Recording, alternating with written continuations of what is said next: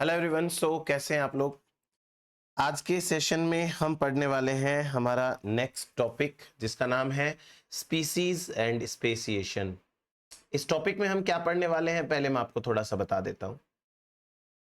Different times पर different scientist ने species की डेफिनेशंस हैं वो दे रखी हैं। जिसको जो समझ में आया, जिसको जो सही लगा, उसने अपने अकॉर्डिंग स्पीसीज को डिफाइन किया। हमारे पास में बहुत सारे स्पीसीज कॉन्सेप्ट है। मॉर्फोलॉजिकल, जेनेटिक, इकोलॉजिकल, फेनेटिक, इस तरीके से इन सब में से जो सबसे अच्छा स्पीसीज कॉन्सेप्ट है that is biological species concept, वो हम पढ़ेंगे। फिर उसके बाद में हम एक प्रोसेस पढ़ेंगे, स्पेशिएशन। स्पेशिएशन का मतलब होता है ऐसी प्रोसेस जिससे कि एक नई स्पीसीज ओरिजिनेट हो जाती है, इसे स्पेशिएशन कहते हैं। तो स्पेशिएशन की प्रोसेस कैसे हो सकती है, स्पीसीज की डेफिनेशंस क्या क्या होती हैं, एक एक करके चर्चा करते हैं। आज का ये जो टॉपिक है, इस टॉपिक में कंटेंट वाइज चीजें बहुत कम हैं। यानी कि जो रटने वाली चीजें होती हैं या जो याद करने वाली चीजें होती हैं वो बहुत कम है। आज के टॉपिक में सारा का सारा कॉन्सेप्ट समझने वाला है। हमें डाटा कम मिलेंगे आज, लेकिन हमें समझना ज्यादा है। चलिए स्टार्ट करते हैं पहले स्पीसीज कॉन्सेप्ट के साथ में, या टाइप्स ऑफ स्पीसीज। स्पीसीज का पहला type, morphological species concept. Morphological species concept कॉन्क्विस्ट ने दिया था 1978 के अंदर। आप भले ही ये साइंटिस्ट के नाम ना याद करें कि किसने दिया है, पर उसके पीछे का एक लॉजिक है वो जरूर समझें।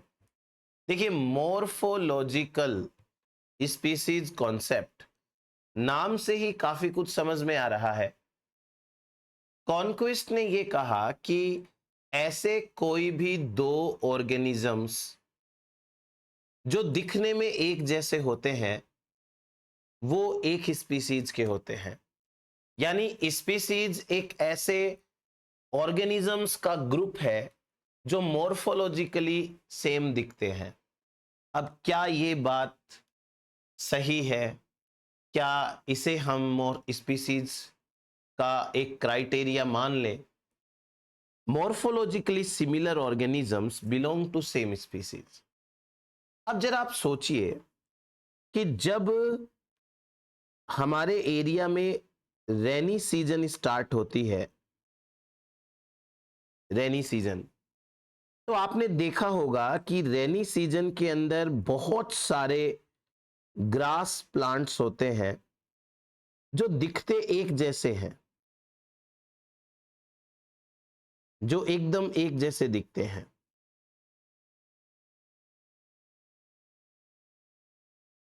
ठीक है।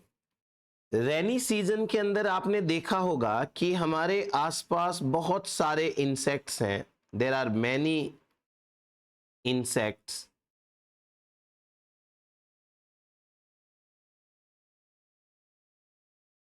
विच लुक सिमिलर। तो फिर क्या ये स्पीसीज का कॉन्सेप्ट सही है? अगर मॉर्फोलॉजी सेम हो जाए तो क्या स्पीसीज सेम होना जरूरी है? क्योंकि कभी कभी क्या होता है कि जब सेम एनवायरनमेंट दो अलग अलग स्पीसीज के ऊपर वर्क करता है तो दोनों स्पीसीज कुछ हद तक एक्सटर्नल सिमिलरिटी शो कर सकती हैं। जैसे कि आप बात करिए डेजर्ट की। डेजर्ट के अंदर जितने प्लांट्स ग्रो करते हैं उन सबके सामने वाटर की एक प्रॉब्लम रहती ही रहती है। तो डेजर्ट के प्लांट्स कई सारे ऐसे अडेप्टेशंस लाते हैं जिसके कारण वो एक जैसे दिखते हैं। वो सकुलेंट हो जाते हैं, उनकी लीव्स स्पाइन्स में कन्वर्ट हो जाती है, उनके पास वाटर स्टोरेज टिश्यूज आ जाते हैं, ऐसे करके। तो क्या ये प्लांट सेम स्पीसीज के माने जाएं? तो आंसर आता है नहीं, ये तो बात सही नहीं है। यदि सेम एनवायरनमेंट के अंदर लंबे समय तक रहा जाएगा तो एक्सटर्नल सिमिलरिटीज आना कॉमन बात है। तो ये स्पीसीज कॉन्सेप्ट है वो बहुत ज़्यादा सही नहीं है, इसलिए अब हम दूसरा पढ़ते हैं, जेनेटिक स्पीसीज कॉन्सेप्ट। एक साइंटिस्ट रहे हैं लॉटसी, 1918 के अंदर इन्होंने जेनेटिक स्पीसीज कॉन्सेप्ट दिया। इन्होंने स्पीसीज को जेनेटिक के बेसिस पे डिफाइन करने की कोशिश करी। दो प्रयास किए इन्होंने। पहले लॉटसी ने यह कहा कि ऐसे दो इंडिविजुअल्स जो जेनेटिकली आइडेंटिकल होते हैं, इन्होंने पहली डेफिनेशन में कहा कि genetically identical individuals belong to same species, यानी जिनका जीनोटाइप 100% सेम हो, that individuals are known as genetically identical. लेकिन सोच के देखिए कि मोनोजाइगोटिक ट्विंस को छोड़कर, मोनोजाइगोटिक ट्विंस को छोड़कर क्या कोई भी दो ऑर्गेनिजम्स आइडेंटिकल हो सकते हैं? नहीं। दो ऑर्गेनिजम्स 100% आइडेंटिकल नहीं हो सकते, मोनोजाइगोटिक ट्विंस हो सकते हैं। या फिर जो इंडिविजुअल्स एसेक्सुअली रिप्रोड्यूस करते हैं, दे प्रोड्यूस देयर क्लोन्स, वो जेनेटिकली 100% आइडेंटिकल हो सकते हैं, बट ऐसे ऑर्गेनिजम्स तो कम हैं। इसलिए लॉटसी ने अपना जो पहला कॉन्सेप्ट दिया था स्पीसीज का, उसको थोड़ा मॉडिफाई किया, और मॉडिफाई करके उन्होंने आइडेंटिकल की जगह सिमिलर टर्म इस्तेमाल किया, सिमिलर। अब क्या genetically similar individual same species के होते हैं? यदि हम इस डेफिनेशन के हिसाब से बात करें तो हमें एक एक्सेप्शन मिलता है बहुत अच्छा, ह्यूमन एंड चिंपैंजी का।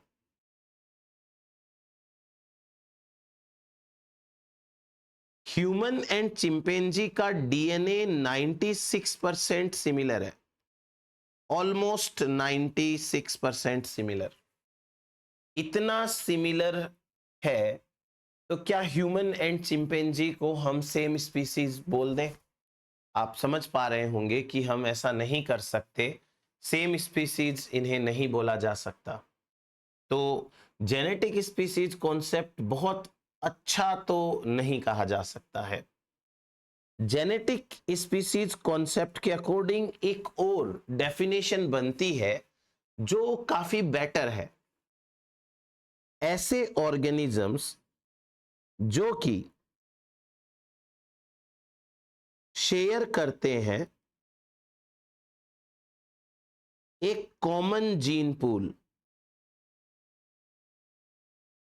ऐसे ऑर्गेनिजम्स जो कि एक कॉमन जीन पूल को शेयर करते हैं, यानी जिसके साथ वो जीन एक्सचेंज कर सकते हैं, ये वाली बात काफी अच्छी है। तो जेनेटिक स्पीसीज कॉन्सेप्ट के अंदर ये पॉइंट्स है, वो समझ लीजिए। देन नेक्स्ट हम बात करते हैं ecological species concept. Ecological species concept दो अलग अलग लोगों ने दे रखा है, अपन दोनों की बात करेंगे। सबसे पहले बात करते हैं वॉन वेलन की। इकोलॉजिकल स्पीसीज कॉन्सेप्ट के अंदर ज्यादातर आप बात करेंगे तो आपको हैबिटाट, निश, इन सब की बातें मिलेगी। हैबिटेट हो गया, निश हो गया। वॉन वेलन ने क्या कहा कि स्पीसीज एक लीनिएज होती है which occupies an adaptive zone. Adaptive zone का मतलब हो गया हैबिटाट, यानी ऐसे ऑर्गेनिजम्स जो एक कॉमन हैबिटाट में रह रहे हैं और ये ऑर्गेनिजम्स दूसरों से थोड़ा डिफरेंट है और ये सेपरेट इवॉल्व होते हैं दूसरों से, तो उन्हें हम सेम स्पीसीज कहते हैं। एक हैबिटाट में या एक अडप्टिव जोन में रहने वाले ऑर्गेनिजम्स एक स्पीसीज के होते हैं। अब यही बात अगर हम कुछ ऐसी क्लोजली रिलेटेड स्पीसीज के ऊपर अप्लाई करें, जैसे कि गैलापेगस आइलैंड्स के ऊपर डार्विन फिंचेस की डिफरेंट स्पीसीज एक साथ तो रहती हैं, उनके एंसेस्टर्स भी कॉमन है, वो एक हैबिटाट में भी रहती है, but still they are different species. तो क्या ये इकोलॉजिकल स्पीसीज कॉन्सेप्ट बहुत अच्छा या बहुत सही है? ये उतना अच्छा नहीं है। हैबिटाट के बेसिस पे स्पीसीज एक हो जाती है, ये बात ज्यादा सही नहीं है, क्योंकि एक हैबिटाट में तो दो अलग अलग स्पीसीज भी रहती हैं। इसलिए ये स्पीसीज कॉन्सेप्ट बहुत अच्छा नहीं है। दूसरा इकोलॉजिकल स्पीसीज कॉन्सेप्ट पढ़ते हैं। ये दे रखा है कॉलिन वॉक्स ने। इस स्पीसीज कॉन्सेप्ट के according, in number of related populations the members of which compete more with their own kind than with members of other species। क्या कहना चाहते हैं? ये कहना चाह रहे हैं कि जैसे ये जो ऑर्गेनिजम्स हैं, जो मैं अभी डॉट्स बना रहा हूं, ये ऑर्गेनिजम्स आपस में ज्यादा कॉम्पीट करते हैं। ये ऑर्गेनिजम्स आपस में बहुत ज्यादा कॉम्पीट करते हैं, लेकिन ये ऑर्गेनिजम्स दूसरे ऑर्गेनिजम्स के साथ कम कॉम्पीट करते हैं, और ये दूसरे वाले भी आपस में ज्यादा कंपटीशन करते हैं। मतलब दो ग्रुप है, जो दोनों ग्रुप के मेंबर्स आपस में ज्यादा कंपटीशन करते हैं और दोनों ग्रुप आपस में कम कंपटीशन करते हैं। अब इस इकोलॉजिकल कॉन्सेप्ट के अकॉर्डिंग कॉलिन वॉक्स हमें यह समझाना चाह रहे हैं कि जो सेम स्पीसीज के होंगे उनकी जनरल डिमांड सेम होगी, और जब जनरल डिमांड्स उनकी ज्यादा सेम होगी तो वो कंपीट भी ज्यादा करेंगे। इसलिए ऐसे ऑर्गेनिजम्स जो कि ज्यादा कंपीट करते हैं तो उनकी जनरल डिमांड्स ज्यादा सेम है, यानी कि वो सेम स्पीसीज के हैं। तो ये इकोलॉजिकल स्पीसीज कॉन्सेप्ट हो गया हमारा। इकोलॉजिकल स्पीसीज कॉन्सेप्ट ये वाला भी कोई बहुत अच्छा नहीं माना जा सकता, क्योंकि कभी कभी ऐसा भी होता है कि दो अनरिलेटेड स्पीसीज सेम हैबिटाट में रह के ज्यादा कॉम्पीट कर सकती हैं। इसलिए ये कंपटीशन के बेसिस के ऊपर सेम स्पीसीज माना जाए, बहुत ज्यादा सही बात नहीं है। देन नेक्स्ट एक और स्पीसीज कॉन्सेप्ट पढ़ते हैं, that is phylogenetic species concept. Phylogenetic, phylogenetic का मतलब होता है एवोल्यूशनरी। एवोल्यूशन जहां पे आ जाए, एवोल्यूशन। ये कॉन्सेप्ट दे रखा है नील्स एंड जॉल क्रेक्राफ्ट ने। क्या कॉन्सेप्ट है? Group of individuals belonging to common ancestor. ऐसे ऑर्गेनिजम्स का ग्रुप जो कि कॉमन एंसेस्टर से बिलोंग करते हैं। जैसे सपोज करिए कि ये है कोई कॉमन एंसेस्टर, ये कॉमन एंसेस्टर है, और इस कॉमन एंसेस्टर से लीनिएज निकलती है, और यहां ए बी सी डी ये आ जाती है। तो group of individuals belonging to common ancestor किसे माने? अब देखा जाए तो ये दो जो ऑर्गेनिजम्स के ग्रुप्स हैं, इनका कॉमन एंसेस्टर यहां पर है, इन दोनों का कॉमन एंसेस्टर यहां पे है, और सबका कॉमन एंसेस्टर यहां पे है। तो आप स्पीसीज किसे कहेंगे? इसके बेसिस पे थोड़ा सा कम सही है। In this concept morphological and molecular characters are used to distinguish between species। जब आप फाइलोजेनेटिक स्पीसीज कॉन्सेप्ट की बात करते हैं, इस लाइन को इंपॉर्टेंट लाइन लगा लीजिएगा। जब आप फाइलोजेनेटिक स्पीसीज कॉन्सेप्ट की बात करते हैं तो इस कॉन्सेप्ट के अकॉर्डिंग जो करेक्टर्स हैं, molecular character and morphological character, वो मैच करने होते हैं। ये मैंने आपको फाइलोजेनेटिक ट्री में भी बताया था। तो फाइलोजेनेटिक स्पीसीज कॉन्सेप्ट बहुत ज्यादा अच्छा नहीं है। फिर एक पैटरसन आते हैं और ये कहते हैं कि ऐसे ऑर्गेनिजम्स जो एक दूसरे के सिग्नल्स रिकॉग्नाइज कर सके, जो एक दूसरे की प्रेजेंस को रिकॉग्नाइज कर सके, जो एक दूसरे के जो इंडिकेशंस हैं उनको रिकॉग्नाइज कर सके, जो एक दूसरे की वॉइस को रिकॉग्नाइज कर सके, वो सेम स्पीसीज के हैं। Recognition species concept. अब ये स्पीसीज कॉन्सेप्ट तो बिल्कुल सही हो ही नहीं सकता।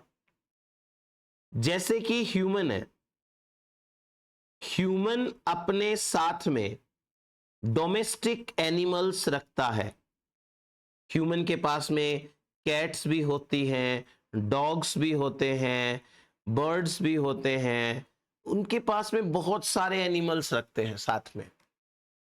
अब ये एनिमल्स हमारी बात समझते हैं कुछ हद तक, और हम भी इनकी बात समझते हैं। आप में से जिन लोगों के पास में पेट्स है वो मेरी बात को ज्यादा अच्छे से समझ पा रहे होंगे कि आपके पेट्स की बॉडी लैंग्वेज आप भी अच्छे से समझते हैं, और आपकी बात, आपकी बॉडी लैंग्वेज, आपके इशारे वो पेट्स भी अच्छे से समझते हैं, right? So it simply means कि आप और डोमेस्टिक एनिमल्स या पेट्स एक दूसरे को रिकॉग्नाइज कर सकते हो। तो क्या आप सेम स्पीसीज के होंगे? जी बिल्कुल नहीं, ऐसा तो नहीं होना चाहिए। सो रिकॉग्निशन स्पीसीज कॉन्सेप्ट भी कोई बहुत अच्छा स्पीसीज कॉन्सेप्ट नहीं है। नेक्स्ट बात करते हैं evolutionary species concept given by Wiley. Wiley ने जो स्पीसीज कॉन्सेप्ट दिया, एवोल्यूशनरी स्पीसीज कॉन्सेप्ट, क्या कहता है ये? इसके अकॉर्डिंग एक फाइलोजेनेटिक ट्री के अंदर एक लीनिएज पे जो ऑर्गेनिजम्स रहते हैं वो सेम स्पीसीज के होते हैं। देखिए कैसे, जैसे लेट्स सपोज कि ये कोई एंसेस्टर है, ये एंसेस्टर। अब इस एंसेस्टर से कोई ऐसे लीनिएज निकलती है, ऐसे मान लेते हैं एक बार के लिए कि भाई ये है लीनिएज, यहां species A B C D आ गई है। आपको ये पता है कि लीनिएज के ऊपर यहां पर कॉमन पॉपुलेशंस एंड टाइम रहता है। ये डिफरेंट टाइम पर जो डिफरेंट डिफरेंट पॉपुलेशन रही, एंड फाइनली ये पॉपुलेशन फाइनल पॉपुलेशन है। तो इस एक लीनिएज के जितने भी ऑर्गेनिजम्स हैं they belong to same species, जो कि दूसरे लीनिएज से डिफरेंट है, उनसे अलग है।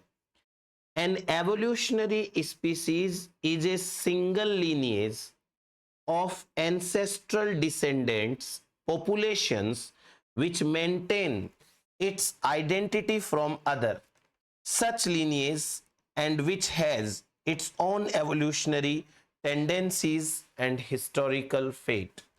यानी कि एक लाइन के जो सारे ऑर्गेनिजम्स जो दूसरी लाइन से डिफरेंट है वो सेम स्पीसीज के हैं।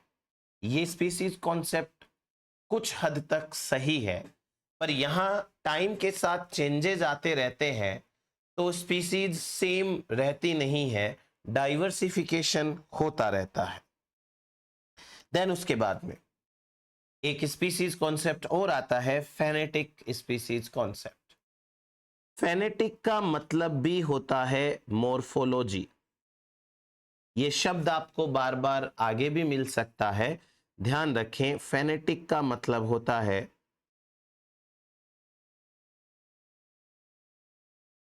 मॉर्फोलॉजी। तो मॉर्फोलॉजी स्पीसीज कॉन्सेप्ट में जो बात हुई है वही बात यहां होने वाली है कि ऐसी ऑर्गेनिजम्स का group that look similar to the other and distinct from other set. एक दूसरे से तो सिमिलर होते हैं ईच अदर, और दूसरों से वो डिफरेंट होते हैं लुक में। तो ये तो मॉर्फोलॉजिकल स्पीसीज कॉन्सेप्ट आ गया। इसके बाद आता है most valid species concept, biological species concept given bye मायर। बायोलॉजिकल स्पीसीज कॉन्सेप्ट है वो बहुत अच्छी तरीके से डिफाइन करता है स्पीसीज को। आज की डेट में ये सबसे वैलिड स्पीसीज कॉन्सेप्ट है। अब इस स्पीसीज कॉन्सेप्ट के अकॉर्डिंग एक चीज समझाता हूं मैं आपको, क्या है। सपोज करें कि एक मेल है, ठीक है, और एक फीमेल है। मेल ने गैमिट बनाया, स्पर्म बनाया, फीमेल ने गैमिट बनाया, एग बनाया। क्लियर? अब स्पर्म एंड एग में क्या है? स्पर्म एंड एग दोनों के अंदर डीएनए प्रेजेंट है, डीएनए प्रेजेंट है। अगर ये दोनों gametes sperm and egg fuse हो जाते हैं तो एक जाइगोट बनता है, और उस जाइगोट के अंदर दोनों पेरेंट्स का डीएनए आ जाता है, राइट? अब यदि ये दोनों parents mail and female same species के हैं तो इनका डीएनए सिमिलर है, और जब डीएनए सिमिलर है तो जाइगोट में दोनों का डीएनए एक साथ रह सकता है विदाउट एनी प्रॉब्लम। अब इस जाइगोट से फ्यूचर के अंदर इंडिविजुअल बनेगा, और ये इंडिविजुअल अपने किसी दूसरे पार्टनर के साथ यदि वापस से let's say sperm and egg वापस से रिप्रोडक्शन कर सके, सक्सेसफुल जाइगोट बना सके, तो इसका मतलब ये है कि ये दोनों मेल एंड फीमेल जो स्टार्टिंग वाले हैं they belong to same species, same species. Again try to understand क्या कहना चाहते हैं ये। स्पीसीज सेम होने का मतलब है कि दो ऑर्गेनिजम्स जो अपोजिट सेक्स के हैं उनके गैमिट्स आपस में फ्यूज होने चाहिए। ऐसा तभी संभव होगा जब दोनों का डीएनए सिमिलर होगा, यानी दोनों सेम स्पीसीज के होंगे। जब ये दोनों पेरेंट्स मिलकर के एक प्रोजेनी प्रोड्यूस करते हैं तो वो प्रोजेनी खुद भी जिंदा रहना चाहिए। ऐसा तभी होगा जब उसके अंदर डीएनए है वो सेम स्पीसीज का होगा। वो प्रोजेनी एडल्ट स्टेज तक पहुंचना चाहिए और फिर वो खुद भी सक्सेसफुल रिप्रोडक्शन करना चाहिए। अगर ऐसा हो पाता है तो स्टार्टिंग वाले जो दो पेरेंट्स थे वो सेम स्पीसीज के होते हैं। इसलिए ये स्पीसीज कॉन्सेप्ट दूसरों के कंपैरिजन में ज्यादा अच्छा है, ज्यादा वैलिड है, क्योंकि ये पूरी बात कर लेता है। अगर ये साइकिल बार बार चलती रही, इसका मतलब ऑर्गेनिजम्स बनते जा रहे हैं, बनते जा रहे हैं, तो वो तो सेम स्पीसीज होगा, तभी पॉसिबल होगा। तो इस स्पीसीज कॉन्सेप्ट के अकॉर्डिंग पेरेंट्स हैं उनको सक्सेसफुल रिप्रोडक्शन करना चाहिए और ऐसा वायबल फर्टाइल ऑफस्प्रिंग पैदा करना चाहिए जो खुद भी सेक्सुअल रिप्रोडक्शन कर सके अपने अपोजिट सेक्स के साथ में। तो ये बायोलॉजिकल स्पीसीज कॉन्सेप्ट कहता है हमारा। अब इस बायोलॉजिकल स्पीसीज कॉन्सेप्ट्स की दो लिमिटेशंस है। Biological species concept sexual reproduction पे बेस्ड है, तो जो ऑर्गेनिजम्स केवल एसेक्सुअल रिप्रोडक्शन करते हैं तो उनके ऊपर ये एप्लीकेबल नहीं है, not applicable on those who reproduce asexually.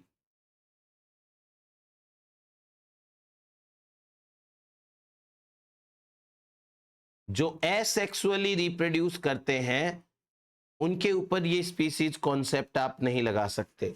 Let's suppose deuteromycetes class के जो फंजाई हैं, ये फंजाई एसेक्सुअल रिप्रोडक्शन ही करते हैं, तो इनके ऊपर ये स्पीसीज कॉन्सेप्ट नहीं लगेगा। दूसरा, this concept is not applicable on fossils. Fossils के ऊपर सॉरी, फॉसिल्स के ऊपर इस स्पीसीज कॉन्सेप्ट को हम अप्लाई नहीं कर सकते, सिंस वी डोंट नो कि फॉसिल्स कैसे रिप्रोड्यूस किया करते थे।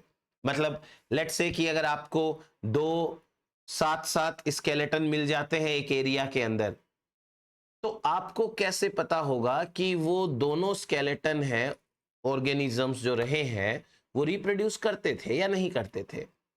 इसलिए ये दो चीजों पर या दो जगहों पर बायोलॉजिकल स्पीसीज कॉन्सेप्ट भी काम नहीं करता है, बाकी सब ठीक है इसके लिए।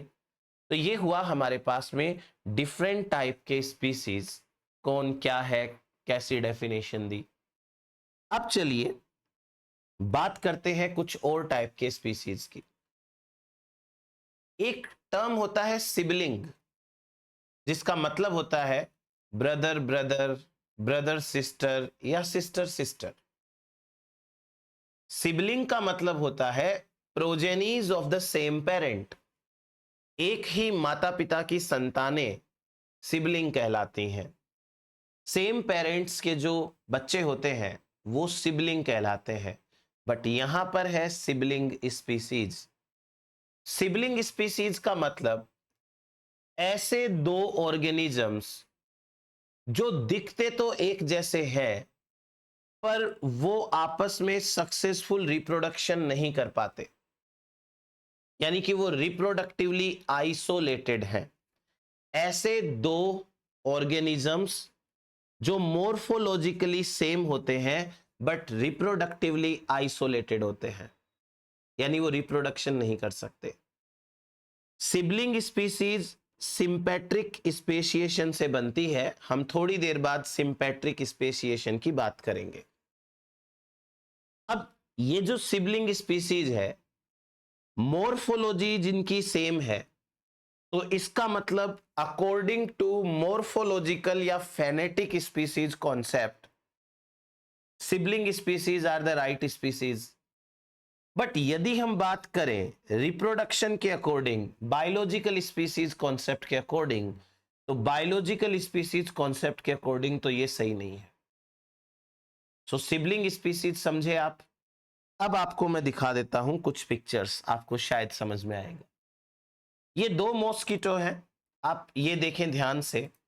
इनकी मॉर्फोलॉजी ऑलमोस्ट सेम है, ऑलमोस्ट सेम, पर फिर भी ये दोनों मॉस्किटो आपस में रिप्रोड्यूस नहीं कर पा रहे हैं। दैट इज वाई ये दोनों अलग अलग स्पीसीज हैं। आप देख सकते हैं इनकी मॉर्फोलॉजी काफी हद तक सेम है। फिर उसके बाद में देखिए दूसरा, अगेन ये जो दो ड्रोसोफिला हैं, इनकी मॉर्फोलॉजी काफी हद तक सेम है, पर ये भी आपस में रिप्रोडक्शन नहीं कर सकती। तो इनको हम सिबलिंग स्पीसीज तो कह सकते हैं पर सेम स्पीसीज नहीं कह सकते। तो ये एक और एग्जाम्पल हो गया।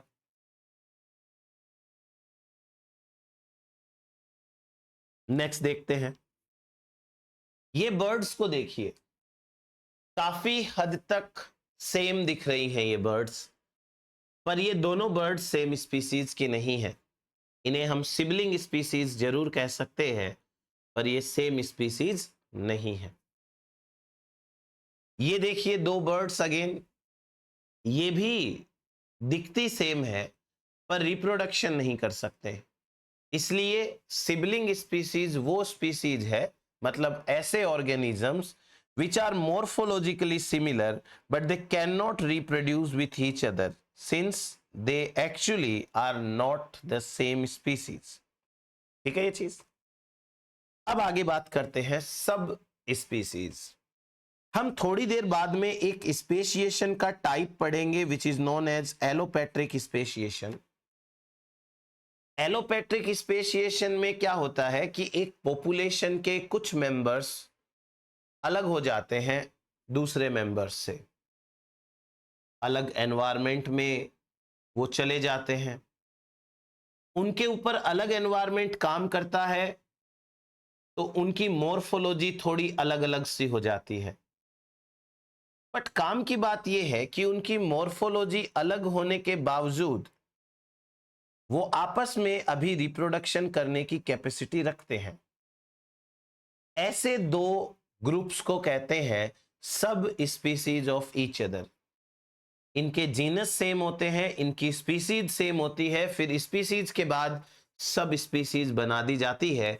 जब दो ग्रुप अलग अलग हैबिटाट को लंबे समय तक इनहेबिट करते हैं तो वो दो अलग सब स्पीसीज कहलाते हैं। मॉर्फोलॉजिकली डिफरेंट होते हैं बट आपस में अभी रिप्रोडक्शन पॉसिबल है। According to phonetic or morphological species concept, they belong to different species, but according to biological species concept, they are still the same species. ये allopatric speciation में कैसे बनते हैं मैं आपको थोड़ी देर बाद बताऊंगा. अब आप देखिए कुछ एग्जांपल्स. ये दो टाइगर्स हैं, आपको इनके कलर में डिफरेंस समझ में आ रहा होगा. इनके बैंड पैटर्न्स, बॉडी के ऊपर जो ब्लैक कलर के पैटर्न्स है उनमें भी डिफरेंस है. ये दोनों में मोर्फोलॉजिकली डिफरेंट मोर्फोलॉजिकल डिफरेंसेस हैं, but still they can reproduce, they can interbreed with each other, so they belong to same species, right?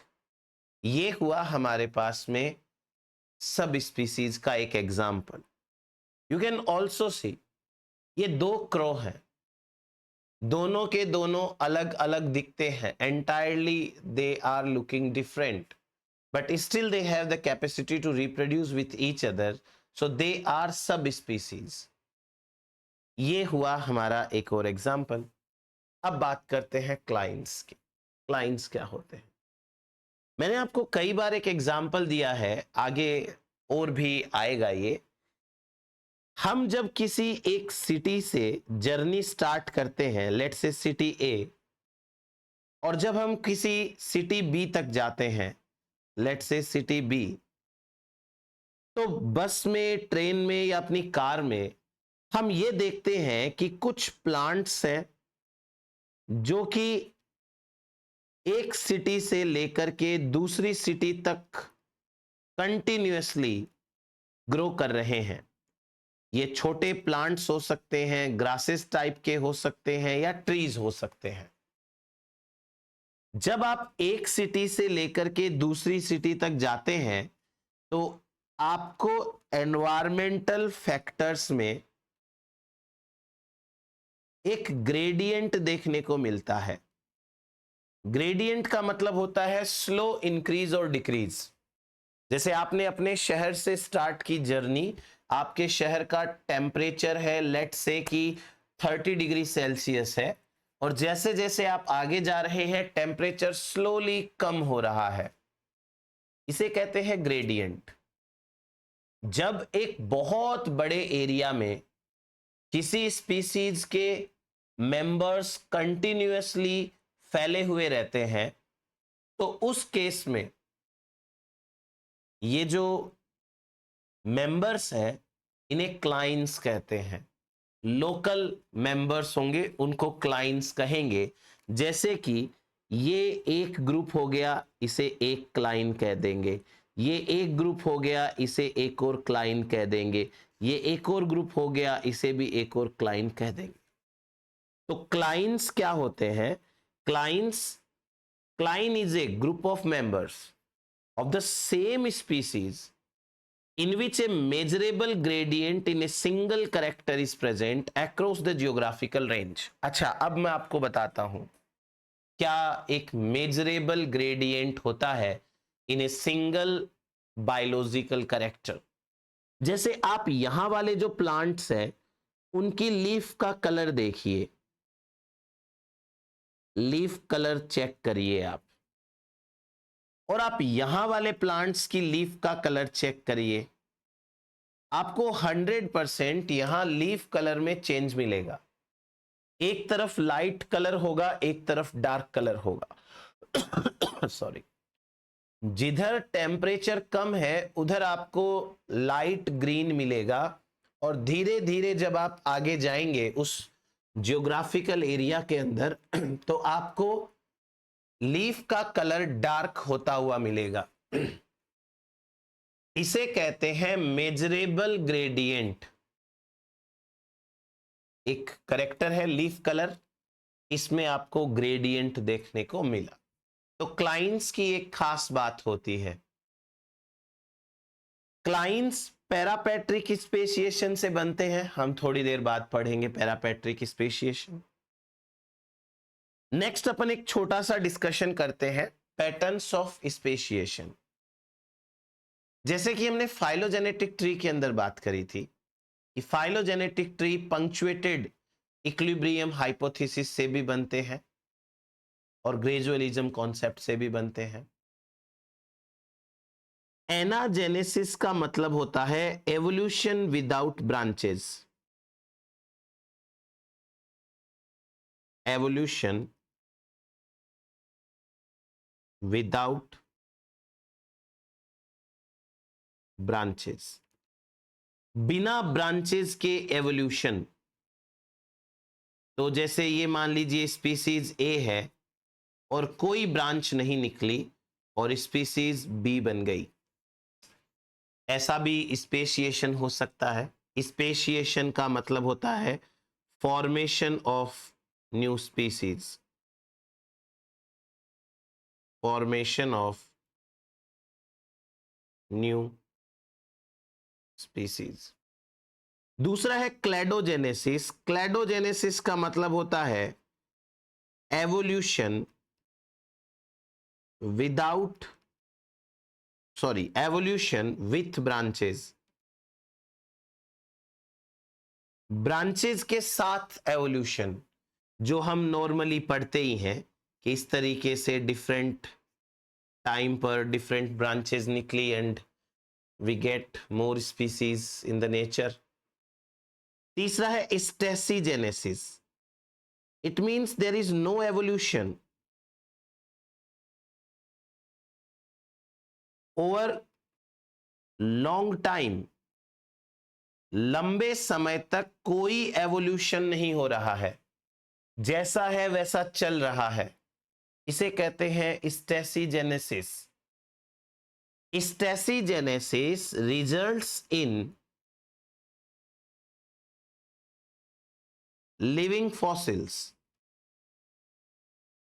स्टेसिजेनेसिस से लिविंग फॉसिल्स बनते हैं। तो ये हुआ हमारे पास में स्पेशिएशन का पैटर्न। लिविंग फॉसिल्स हैं, these are the organisms that have remained unchanged for millions of years। ये तो आपको पता होगा। इसके एग्जाम्पल जैसे पेरिपेटस, गिंको, मेडियन हेयर ट्री, ये मैंने आपको करा रखे हैं पहले से, लेक्चर्स आप देख सकते हैं पुराने अपने। फिर उसके बाद में हम बात करते हैं प्रॉपर स्पेशिएशन की, क्या होता है, कैसे होता है। स्पेशिएशन एक ऐसी एवोल्यूशनरी प्रोसेस का नाम है जिससे कि ग्रुप ऑफ मेंबर्स में रिप्रोडक्टिव आइसोलेशन आ जाता है और वो रिप्रोडक्टिव आइसोलेशन अंतिम रूप से नई स्पीसीज का निर्माण कर देता है।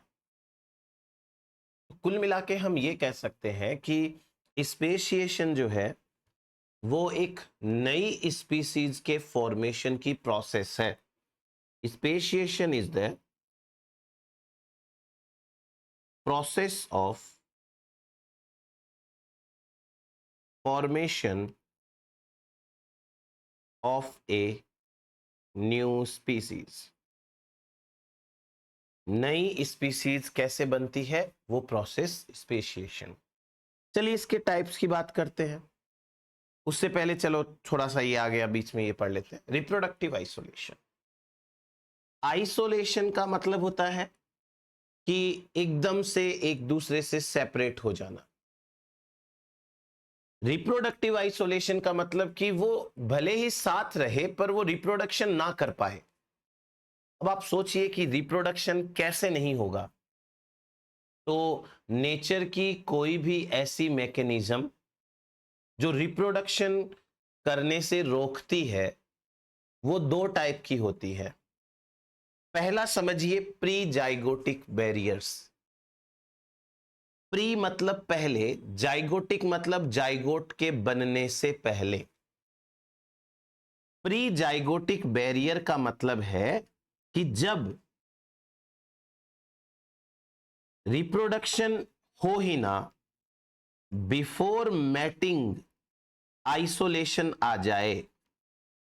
कैसे, देखिए, हैबिटल और इकोलॉजिकल आइसोलेशन।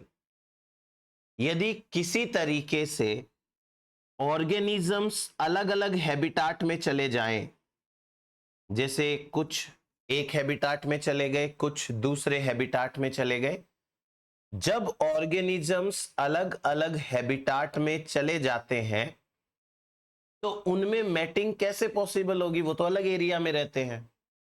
इसे कहते हैं प्री जाइगोटिक बैरियर, यानी जाइगोट ही नहीं बनेगा यहां तो।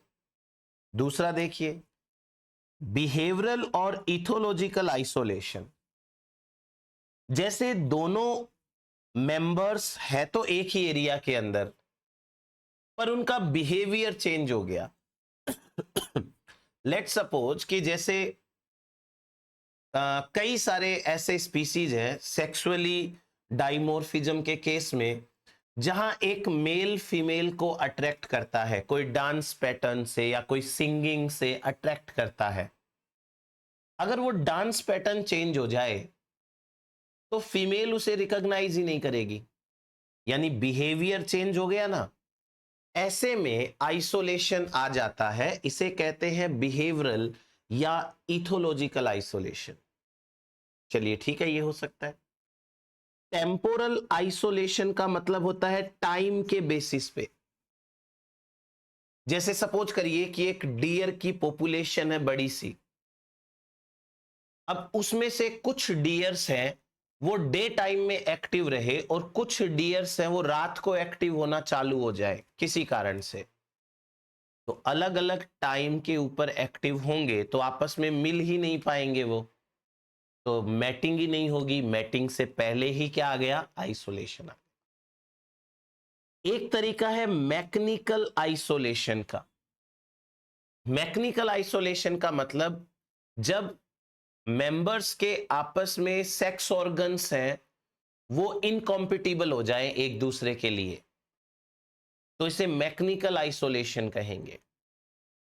गैमिट आइसोलेशन, गैमिट है वो डिफरेंट प्रोड्यूस होते हैं या गैमिट अलग टाइम पर प्रोड्यूस होते हैं, तो उसे गैमेटिक आइसोलेशन। और जियोग्राफिक आइसोलेशन, जब दो बहुत अलग अलग हैबिटाट में चले जाएं। तो ये कुछ ऐसे रीजन्स हैं जहां पर मैटिंग ही नहीं होगी, उससे पहले ही ऑर्गेनिजम्स अलग हो चुके हैं। अब इसके उल्टे देखिए, पोस्ट जाइगोटिक बैरियर्स, यानी यहां पर मैटिंग तो हो गई है। आफ्टर मैटिंग, मैटिंग यहां हो गई है और जाइगोट यहां बन गया है, पर अब ऐसा क्या हो सकता है जिससे कि ये रिप्रोडक्शन सक्सेसफुल ना हो? सक्सेसफुल रिप्रोडक्शन का मतलब होता है कि जब प्रॉपर तरीके से प्रोजेनी पैदा हो जाए और वो प्रोजेनी खुद भी नेचर में ग्रो करे और वो खुद भी रिप्रोडक्शन करे। जाइगोट बन गया और जाइगोट की डेथ हो गई तो रिप्रोडक्शन अनसक्सेसफुल। जाइगोट बन गया है, एम्ब्रियो की डेथ हो गई है, रिप्रोडक्शन अनसक्सेसफुल। हाइब्रिड बन गया और हाइब्रिड है वो मर गया, रिप्रोडक्शन अनसक्सेसफुल हो गया। हाइब्रिड बन तो गया है, जिंदा भी है, पर वो स्टेराइल है, वो आगे रिप्रोडक्शन नहीं कर सकता, तो ये भी सही रिप्रोडक्शन तो नहीं हुआ। एक कंडीशन है हाइब्रिड ब्रेकडाउन। इस कंडीशन का मतलब होता है कि जो फर्स्ट हाइब्रिड होगा, फर्स्ट हाइब्रिड वो फर्टाइल होगा, इज फर्टाइल। इस कंडीशन को कहते हैं हाइब्रिड ब्रेकडाउन। ये कंडीशन आपको कॉटन प्लांट्स के अंदर बहुत आसानी से देखने को मिलती है। एग्जाम्पल हो जाएगा इसका कॉटन प्लांट। देखिए क्या होता है इस कंडीशन के अंदर, मैं बताता हूं आपको। सपोज एक स्पीसीज है स्पीसीज ए और एक स्पीसीज है स्पीसीज बी। इन दोनों स्पीसीज ने हाइब्रिडाइजेशन किया और एक हाइब्रिड बना, हाइब्रिड। ये फर्स्ट हाइब्रिड कहलाता है क्योंकि जस्ट अभी बना है, ये मतलब डायरेक्ट अपोजिट स्पीसीज के मैटिंग से। लेट सपोज कि ये कोई मेल है। अब यदि ये फीमेल के साथ मैटिंग करेगा चाहे स्पीसीज ए की है या बी की है, दोनों में से एक, तो इनसे एक सेकंड हाइब्रिड बनेगा। जो नेक्स्ट हाइब्रिड बनेगा, it should be regarded as second hybrid, और ये सेकंड हाइब्रिड है वो स्टेराइल होगा। तो ये होता है हमारे पास में हाइब्रिड ब्रेकडाउन, जब पहला हाइब्रिड है वो फर्टाइल होता है और जो दूसरा हाइब्रिड है वो स्टेराइल होता है, that is known as hybrid breakdown. तो ये पोस्ट जाइगोटिक बैरियर्स। अब अपन बात करते हैं पैटर्न्स ऑफ स्पेशिएशन की, जिसमें हम पहला पैटर्न पढ़ेंगे एलोपैट्रिक स्पेशिएशन। बड़ा सिंपल है। एलो मतलब different, allo means different. Patric का मतलब होता है प्लेस, प्लेस। ऐसा स्पेशिएशन जो कि जियोग्राफिकली सेपरेटेड पॉपुलेशंस में आ जाता है। ऐसा क्या हुआ, देखिए मैं बताता हूं। मान लीजिए कि ये कोई एक पॉपुलेशन है और ये पॉपुलेशन के मेंबर्स हैं। अब कोई ऐसा नेचुरल एक्टिविटी होता है, बहुत बड़ा वाला कोई तो नेचुरल एक्टिविटी होता है, जिसके कारण एक पॉपुलेशन दो पॉपुलेशन में डिवाइड हो जाती है। ये एक जियोग्राफिकल बैरियर है। जियोग्राफिकल का मतलब कोई ज्योग्राफी बहुत बड़ा बैरियर है। जियोग्राफिकल बैरियर क्या हो सकता है? जियोग्राफिकल बैरियर मैं बताता हूं। जैसे एक बहुत बड़ा माउंटेन बन जाए, बहुत बड़ा पहाड़ बन जाए, जैसे कोई बहुत बड़ा डेजर्ट बन जाए, जैसे कि कोई बहुत बड़ा फॉरेस्ट बन जाए, या कोई बहुत बड़ी रिवर बन जाए जिसको क्रॉस करना पॉसिबल ना हो। तो ऐसा बड़ा जियोग्राफिकल बैरियर जब बन जाता है, तो उस जियोग्राफिकल बैरियर के एक तरफ अलग एनवायरनमेंट काम करता है और दूसरी तरफ अलग एनवायरनमेंट काम करता है। ऐसा होगा, एक पहाड़ के एक तरफ का एनवायरनमेंट अलग होगा और दूसरी तरफ का अलग होगा। ऐसे में ये जो पॉपुलेशन के मेंबर्स हैं, अपने अपने एनवायरनमेंट में रहते हैं, उसके अकॉर्डिंग चेंज होते हैं, आपस में मैटिंग करते रहते हैं, पर इनकी एक दूसरे के साथ मैटिंग है वो रुक चुकी है। ये चीज समझ में आई आपको? एक दूसरे के साथ मैटिंग रुक चुकी है। अब होगा क्या कि समय के साथ इनमें मोर्फोलॉजिकल डिफरेंसेस आएंगे। मोर्फोलॉजिकल डिफरेंसेस क्यों आएंगे? क्योंकि अलग हैबिटाट में रह रहे हैं, अलग एनवायरमेंटल प्रेशर काम कर रहा है। ये पॉपुलेशन अब कहलाती है सब स्पीसीज ए, और ये कहलाने लगेगी सब स्पीसीज बी। देखिए अभी तक तो ये खाली सब स्पीसीज है, यानी इनमें एक्सटर्नल चेंजेस आने लग गए हैं। कुछ हद तक जीन भी चेंज हुए हैं, पर इतने भी चेंज नहीं हुए कि ये मैटिंग करे और सक्सेसफुल मैटिंग ना कर पाए। अभी भी अगर किसी तरीके से इन मेंबर्स को आपस में साथ में रखा जाए, किसी तरीके से मान लीजिए, तो ये अभी भी मैटिंग कर सकते हैं, इंटरब्रीडिंग कर सकते हैं। पर खैर कौन रखेगा इनको साथ में? बड़ा सा पहाड़ तो गायब होगा नहीं और ह्यूमन इनको एक दूसरे के पास रखेगा नहीं, तो नेचुरली तो ये अब आइसोलेटेड ही रहेंगे। पर मैं तो एक बात बता रहा हूं कि still they have the potential to interbreed successfully. अब यदि इनको मौका नहीं मिलेगा एक दूसरे के साथ मैटिंग करने का, even after a very long time, तो ये बन जाएगी स्पीसीज ए और ये बन जाएगी स्पीसीज बी। फाइनली अब इनका जीनोम इतना ज्यादा चेंज हो चुका है कि अब तो ये चाहे तो भी मैटिंग नहीं कर सकती सक्सेसफुल वाली। ये होता है एलोपैट्रिक स्पेशिएशन। एलोपैट्रिक में स्पेस बदल जाता है। नेक्स्ट देखिए, sympatric speciation. SIM stands for same. Same place में रहते रहते स्पेशिएशन आना। यहां पर कोई जियोग्राफिकल बैरियर नहीं होगा। It is in the absence of geographical barrier. Absence of geographical barrier क्या होगा देखिए, जैसे सपोज करिए कि ये एक पॉपुलेशन है और इस पॉपुलेशन के ये मेंबर्स हैं। अब इन मेंबर्स में से कुछ मेंबर्स में सडन चेंजेस आते हैं। Sudden changes, sudden changes genetic changes हो सकते हैं, बिहेवियरल चेंजेस हो सकते हैं। अचानक से कुछ ऐसे चेंजेस आए कि यहां के कुछ मेंबर्स हैं वो थोड़े अलग हो गए, हालांकि इनको खुद को ही नहीं पता कि हम अलग हैं। सेम एनवायरनमेंट में रह रहे हैं, सेम हैबिटाट में रह रहे हैं, सेम टू सेम फूड वगैरह खा रहे हैं, मॉर्फोलॉजी भी सेम है इनकी, but internally they have changed.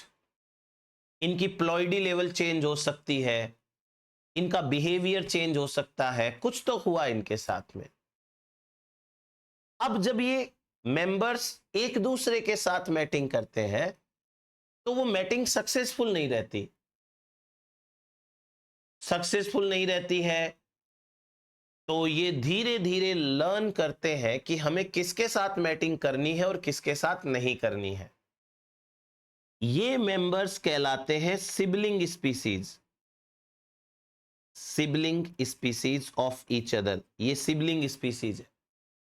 जब ये लंबे समय तक साथ रहेंगे तो इनको अच्छे से समझ में आएगा कि इनको किसके साथ मैटिंग करनी है। तो इसी एरिया में रहते रहते आपको दो अलग पॉपुलेशन आराम से, अच्छे से, आसानी से दिखाई देने लगेगी। ये हुआ हमारे पास में सिम्पैट्रिक स्पेशिएशन। इस तरीके से होता है ये। चलिए आगे बात करते हैं थर्ड टाइप की, पैरापैट्रिक, जो मैंने क्लाइंस में आपको बताया था। पैरापैट्रिक स्पेशिएशन एक्सट्रीमली रेयर होता है। जब आप एक पॉइंट से दूसरे पॉइंट तक जाते हैं तो आपको एनवायरनमेंट के अंदर धीरे धीरे चेंज मिलता है, और उस धीरे धीरे चेंज का मतलब यह हो गया कि यहां का जो मेंबर है वो यहां वाले मेंबर से कैसे रिप्रोड्यूस करेगा बताइए।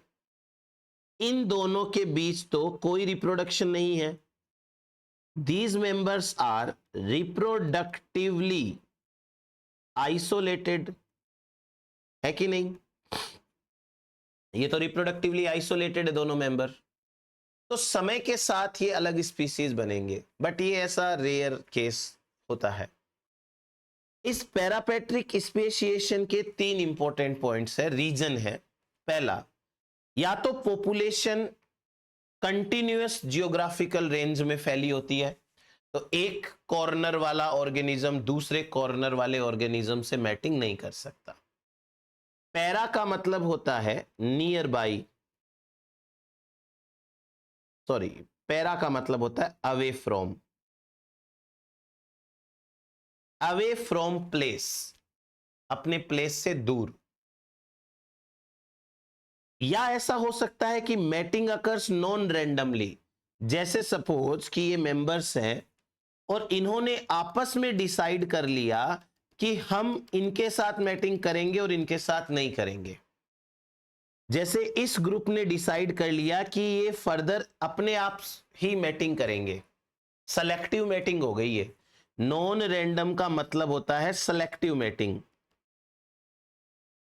जब सेलेक्टिव टाइप की मैटिंग होगी तो इसका अर्थ यह होगा कि अभी यहां पर स्पेशिएशन होगा, ये रिप्रोडक्टिव आइसोलेशन आ चुका है अच्छे से।